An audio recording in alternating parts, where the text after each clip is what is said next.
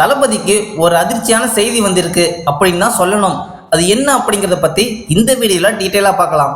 கரூர் துயர சம்பவத்தை பத்தி உங்க எல்லோருக்குமே தெரிஞ்சிருக்கும். இப்போ அந்த கேஸ் சிபிஐ கிட்ட இருக்கு அப்படிங்கிறதும் உங்க எல்லோருக்குமே தெரிஞ்சிருக்கும். இப்போ இந்த கேஸ் விசாரணை கொஞ்சம் தீவிரமடைஞ்சிருக்கு அப்படின்னு தான் சொல்லணும். ஏன்னா தாவேகா நிர்வாகிகளை டெல்லிக்கு வர சொல்லி சிபிஐ சம்மன் அனுப்பியிருக்காங்க.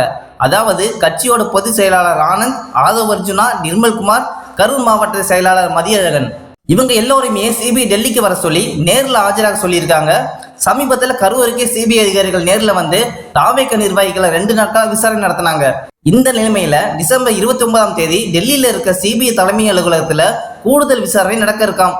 இது சம்பந்தமா சோசியல் மீடியால என்ன பேசிக்கிறாங்க அப்படின்னா, டெல்லி இந்த விஷயத்த தீவிரமா கையில் எடுக்க ஆரம்பிச்சிட்டாங்க. விஜய்க்கு செக் வைக்கிறதுக்காக தான் தாவேகா நிர்வாகிகளை டெல்லிக்கு வர சொல்லியிருக்காங்க. சோ இனிமேல் தான் தாவேகாவை டெல்லி தலைமையாக வச்சு செய்ய போறாங்க அப்படிங்கிற மாதிரி சோசியல் மீடியால ஒரு பேச்சு போயிட்டு இருக்கு. இந்த நிலைமையில தாவேகா நிர்வாகிகள் கிட்ட சிபிஐ இதுவரைக்கும் கேட்டிருக்க முக்கியமான கேள்விகள் என்ன அப்படிங்கிறத பத்தி ஒரு லிஸ்ட் வெளியில வந்திருக்கு. அதுல கரூர் கூட்டத்துல பங்கேற்க எந்தெந்த மாவட்டத்தில இருந்து தொண்டர்கள் வந்தாங்க அப்படிங்கிற மாதிரி கேள்வி கேட்டிருக்காங்க. அது மட்டும் இல்லாம சென்னையில இருந்து நாமக்கல் வழியா கரூர் வந்த விஜய்க்கு பயண திட்டத்தை வகுத்து கொடுத்தது யார்? செப்டம்பர் 27ஆம் தேதி மதியம் 3 மணிக்கு கூட்டம் நடந்திருக்கிறதா சொல்லிட்டு 12 மணிக்கே விஜய் பேசுவார் அப்படின்னு யார் அறிக்கை சொன்னது? கூட்டத்தில் நிறைய பேர் மயக்கம் அடைஞ்சதுக்கு அப்புறம் தண்ணீர் பாட்டில்கள் வீசப்பட்டது. அதுக்கப்புறம் விஜய் எதுக்காக தொடர்ந்து பேசினாரு? கூட்டம் அதிகமாக வரதுக்கு வாய்ப்பு இருக்கு. சோ வேற இடத்துல இந்த கூட்டத்தை நடத்த தாவேகா நிர்வாகிகள் கிட்ட காவல்துறை அதிகாரிகள் பேச்சுவார்த்தை நடத்துறாங்களா?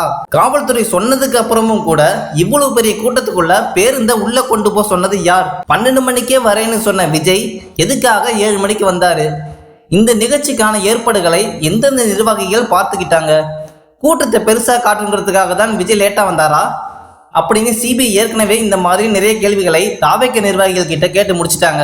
தாவேகா நிர்வாகிகளும் பத்திரிகையாளர் கிட்ட என்ன சொன்னாங்களோ அதே பதில தான் சிபிஐ கிட்டையும் சொல்லியிருக்காங்களாம். சோ இப்ப மறுபடியும் தாவேகா நிர்வாகிகளை டெல்லிக்கு வர சொல்லி சிபிஐ சம்மன் அனுப்பியிருக்காங்க.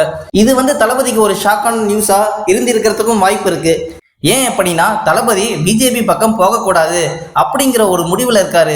ஆனா இந்த கரூர் சம்பவத்தை வச்சு அவருக்கு நெருக்கடி கொடுக்கறதுக்கு டெல்லி முயற்சி பண்றாங்க. ஸோ என்ன நடக்க போகுது அப்படிங்கிறத வெயிட் பண்ணி தான் பார்க்கணும். ஓகே நண்பா, இந்த நியூஸை பத்தி உங்களுடைய கருத்து என்ன அப்படிங்கிறத கமெண்ட்ல சொல்லுங்க. தளபதியோட எல்லா அப்டேட்டையும் மிஸ் பண்ணாம பார்க்க நம்ம சேனலை சப்ஸ்கிரைப் பண்ணி சப்போர்ட் பண்ணுங்க.